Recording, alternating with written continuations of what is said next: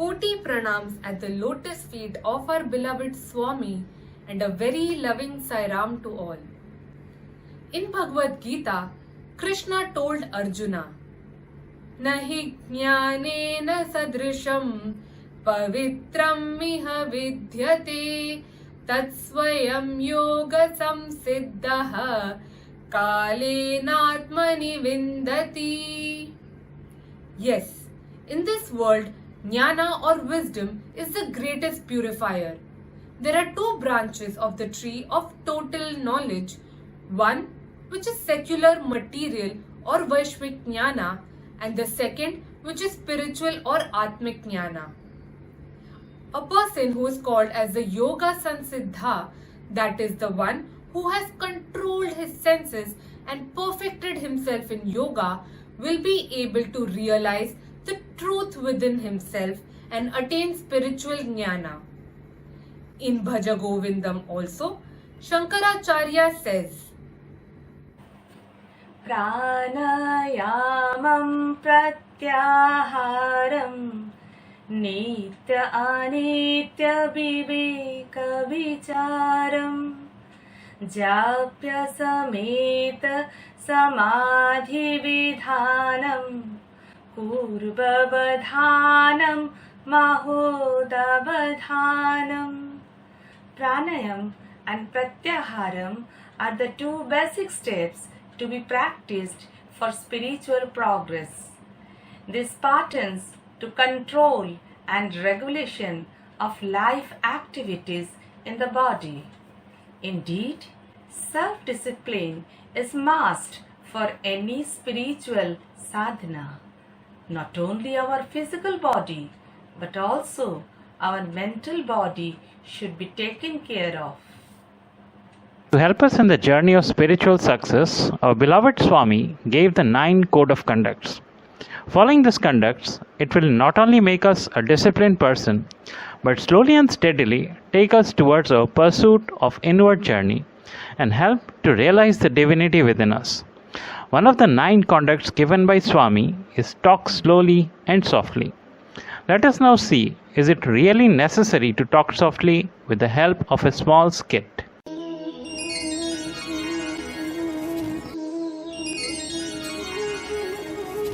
Million salutations at the lotus feet of our most beloved Bhagwan, Sri Sathya Sai Baba. Speak softly, lovingly with everyone. The story here represents the effect of speaking in oblige and speaking obligingly. The characters played here are Savitri Amma, mother of 3 kids, her son Ramesh, daughter Rukmini, Rajesh. Rajesh's friend from college, Sai Priya, Sai Priya's father Janardhan, Sai Priya's mother Girija, Didi at her house, the helper Radha, Sai Priya's brother Raghu.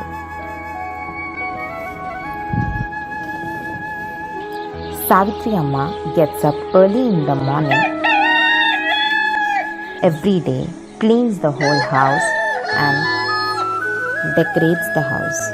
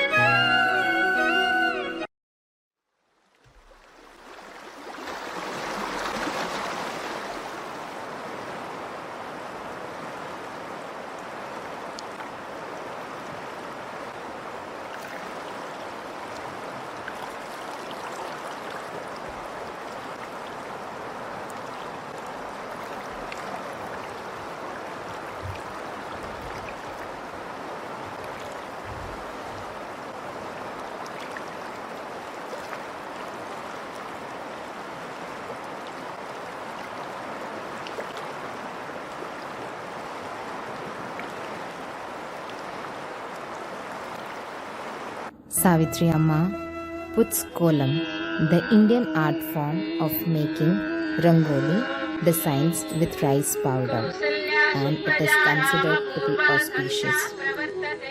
She puts kolam in the courtyard of her house.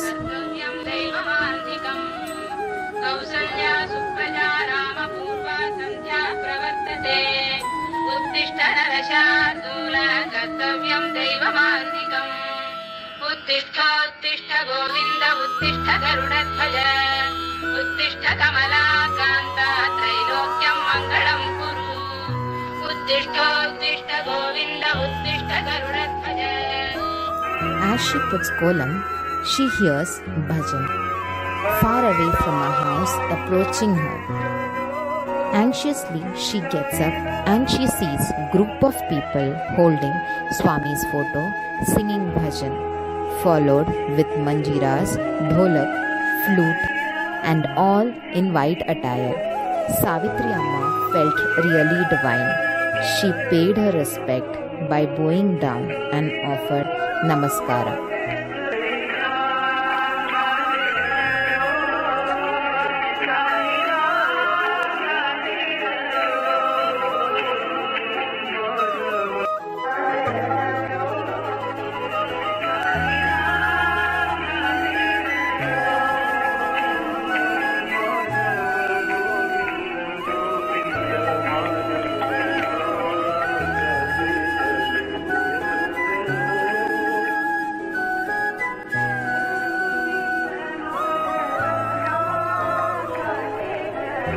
She hears puja from her house. She walks in and sees Rukmini and Ramesh offering puja. Savitri Amma joins her kids to offer aarti. They pay their salutations to Bhagwan. Then Ramesh and Rukmini comes in, touches Savitri Amma's feet lovingly.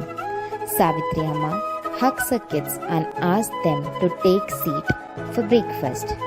She brings the food and serves it to her kids. Then she notices Rajesh having joined them. She inquires, "Where is Rajesh?" Ramesh and Rukmini says, "Amma, he did not get up. He's still fast asleep." Savitri Amma walks to kids' room again to call Rajesh. She lovingly wakes him up. However, he arrogantly gets up and yells. He says, "Let me sleep." Savitri Amma again asks him lovingly to get up. Rajesh refuses. He says, "I slept late at night and hence please leave the room." By Rajesh's behavior, Savitri Amma gets upset and goes to the dining room. Rajesh walks in and asks, "What is for breakfast?" She says, "Idli." As he gets to know the food is simple idli, he gets furious. He yells and gets up from the chair, asks her, "Don't you know to make good food? All my friends carry good various dishes to college and I have to eat the same tasteless idli." He pushes the tiffin aside and leaves the house without having food and without carrying his lunchbox to college. Savitri Amma sits sad, upset and disturbed. Rajesh reaches his college with his friends. Later, in the break time, all kids gather to have their lunch. However, Rajesh quietly walks out and sits alone in a bench as he did not have lunch. Far away, his friend Sai Priya notices him sitting alone without having food. She approaches Rajesh and asks him, "Will you like to join me for lunch at my home? I stay nearby to college." After thinking, Rajesh accepts her invitation and goes to her house.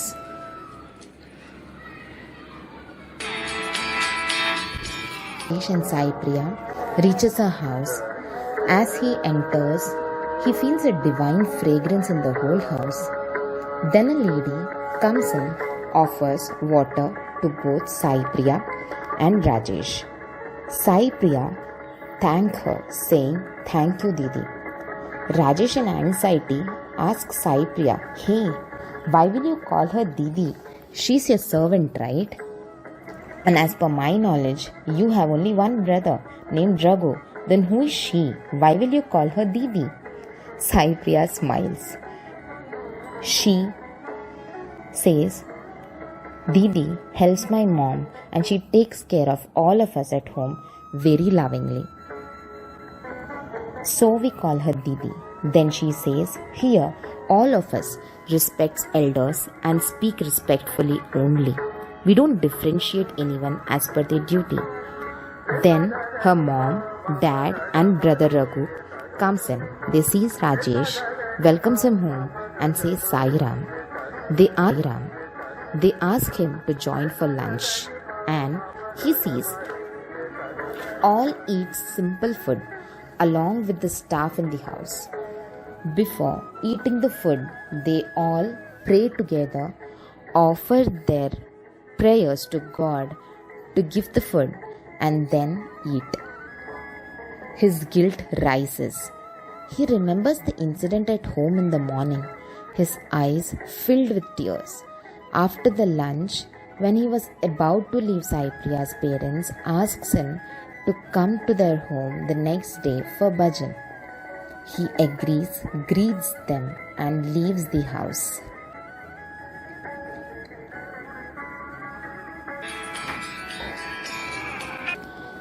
Rajesh reaches house. He says sorry to his mom, hugs her tight. Rajesh touches her feet and starts crying. He says, "Amma, I was wrong. I am very sorry for the behavior today morning.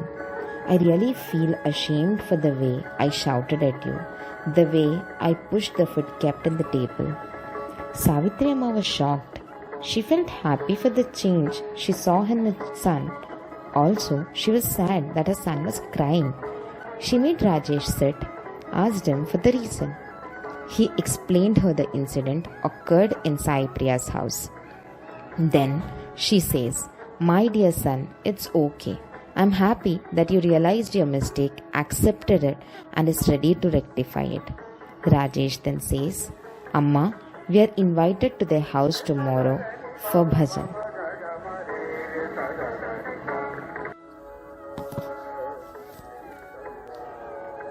Rajesh and Savitri Amma reaches Sai Priya's house. All in their house greet Sai Ram and take their seats for the bhajan.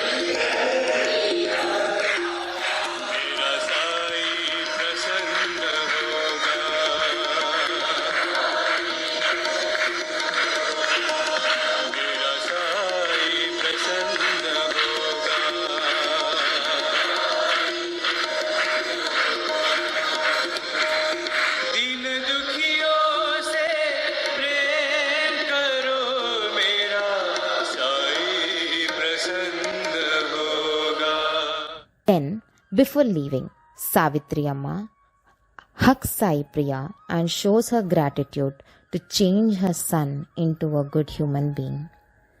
However, Sai Priya says, "Amma, I haven't changed him. I was just an instrument of Swami. Swami wanted to change him, and he is the one who decided to transform Rajesh." Savitri Amma feels blessed, and Rajesh and Savitri Amma leaves towards the house. While discourse of Swami, she says, "Speak softly and sweetly and cultivate a good mind. Only then will you earn the respect of others. You cannot always oblige, but you can always speak obligingly. Do not listen to evil talk, so you should always speak and listen to good words. If you happen to hear something evil, do not share it with others. What is the purpose in causing unrest to others by telling them something which has caused unrest to you? Let your tongue utter such words which will give joy to others. Bow down to the lotus feet of our beloved Bhagwan to offer koti koti pranam. From today onwards, cultivate noble feeling, talk softly, sweetly, with smile always. Jai Sai Ram. Sai Ram.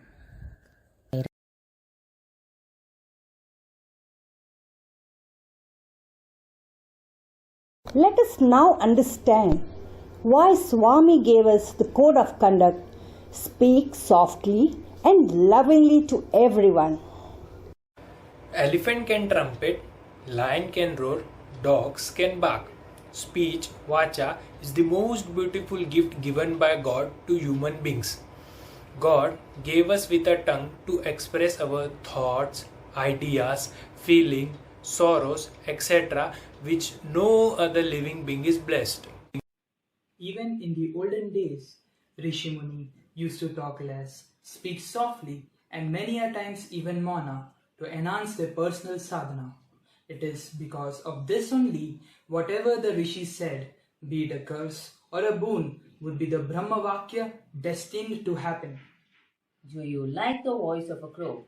No, not at all. We just drive them away. But the sweet voice of a cuckoo is so soothing, it really makes us happy and peaceful. We love to hear it again and again. Sounds also have impact on plants. Several experiments were conducted on plants with different kinds of music, including classical, jazz, and rock. It was later observed that plants exposed to more soothing classical music grew towards the speaker, whereas plants exposed to discordant, loud rock music grew away from the speakers. Swami says, speech is the best ornament and armament. Practicing moderation in our speech will develop love, as most of the misunderstandings arise out of carelessly spoken words. It may also create a wrong conception about you. So the diction, talk less and work more. Speech promotes friendship as well as difference. It is not always possible to do good to others, but indeed we can at least speak good, loving words to make the person happy. If you can't oblige, at least speak obligingly. Like we just witnessed in our skit, the soft-spoken person has less enemies, while the hard-spoken person develops enemies. The tongue is the armor of the heart. Loud talks, long talks, talk of anger and hate not only creates disrespect for us, but also affects one's health. We are inviting diseases like BP, depression, heart attack and many others. If your foot slips, you suffer fracture which can be repaired. But if your tongue slips, you fracture someone's faith or joy. The wound will fester forever. It helps to breed anger and hate in others. So the tongue should be used very carefully. The more you talk softly, the more your mental power will grow. Let's see what Swami has to say.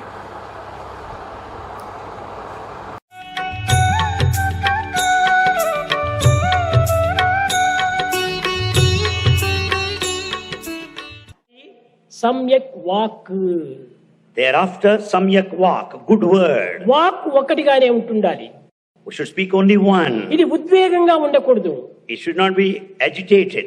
అసత్యంగా ఉండకూడదు. It should not be lying. అన్యాయంగా ఉండకూడదు. Or injustice. అక్రమంగా ఉండకూడదు. Or improper. హింసగా ఉండకూడదు. It should not be violent. అనుద్వేగకరం వాక్యం సత్యం ప్రీతి హితం చేత్ అన్నారు. Whatever we speak should not be agitating. It should not be disturbing. It should be so pleasing, comforting and sweet. మన వాక్కు హితంగాను ప్రీతిగాను ఉద్వేగం లేకుండాను ఉండాలి.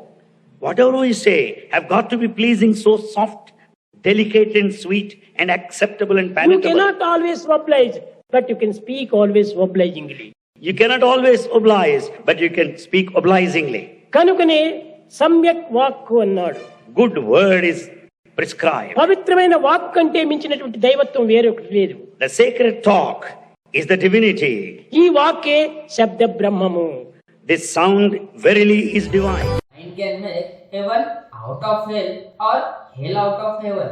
Enormous amount of information is going through the brain. You need to hit the brakes and come to hard stop to get your bearing. It will make you think before you speak. It will make you a better listener, and it will ultimately awaken your inner voice. Let's now see how we can make it possible to speak slowly and lovingly. Always go for meditation and pranayama. Read a book. All great leaders are readers. Listen to soothing music. Keep in satsang, good company. Record and listen how you speak. It surely helps to realize our mistakes. If you observe great personalities like Ratan Tata, Infosys founder Narayan Murthy, Sudha Murthy, or the cricketing legend Rahul Dravid, all of them are very soft-spoken. It is the key for their success to handle manpower. In today's corporate world, if we have to get the work done willingly from the employees, the managers have to be very calm and soft-spoken. You cannot order them or yell at them. To get respect, we have to give respect. Why only corporate? Well, even in our own home, we need to practice soft speech to maintain harmony and peace. We can preach to children only by leading with example. It will help to increase the concentration power of our children, which is very much required in this competitive world to help them achieve their desired goals. Remember, even if you are happy but your tone is extremely high, you can scare people off. But if your voice is low, you can draw people even if the content of your speech is unpleasant. Softness, not loudness, is the key of being heard. Let's now listen to a melodious song.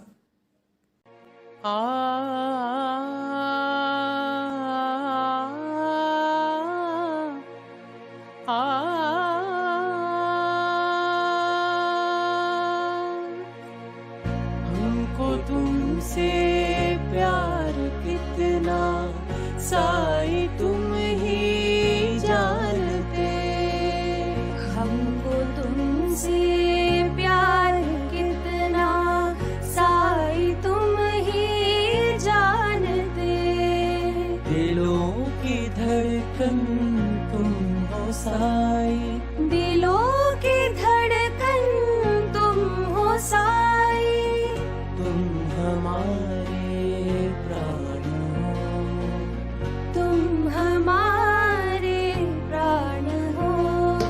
We love you, dear Sai, we love you. We love you,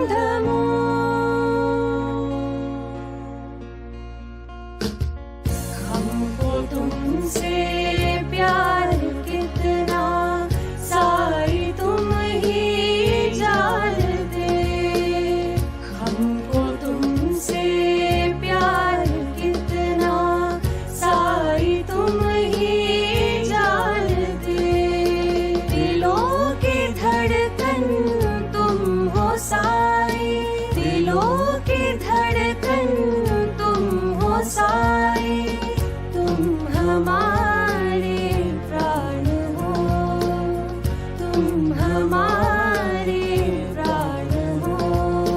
We love you, dear Sai, we love you. We love you, dear Sai, we love you. Dear Sai, we love you. Dear Sai, we love you.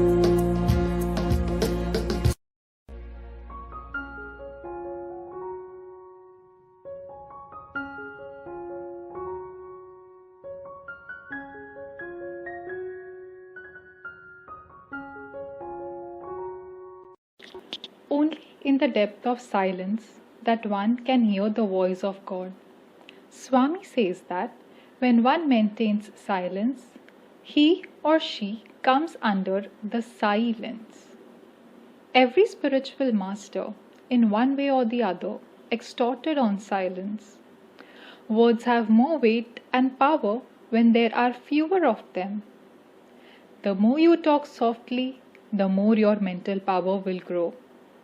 This will help us to discriminate better, and it develops harmony and peace of mind. It will also help us to make more friends than enemies. As Swami says, a language is as sweet as the tongue of the speaker. Sai Ram.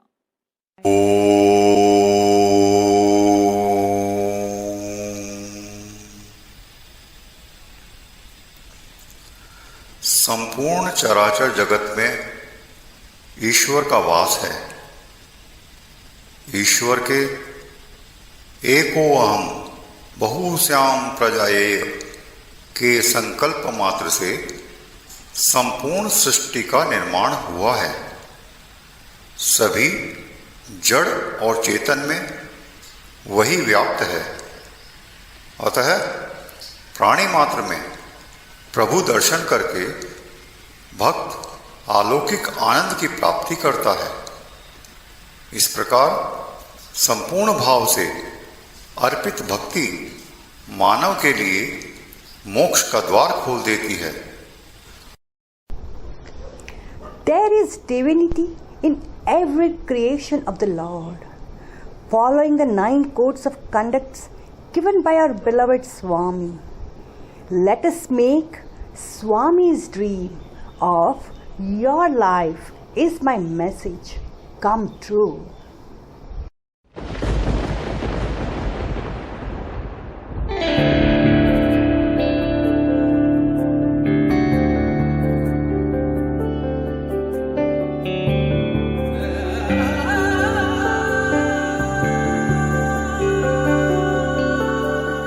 प्रेम ईश्वर है,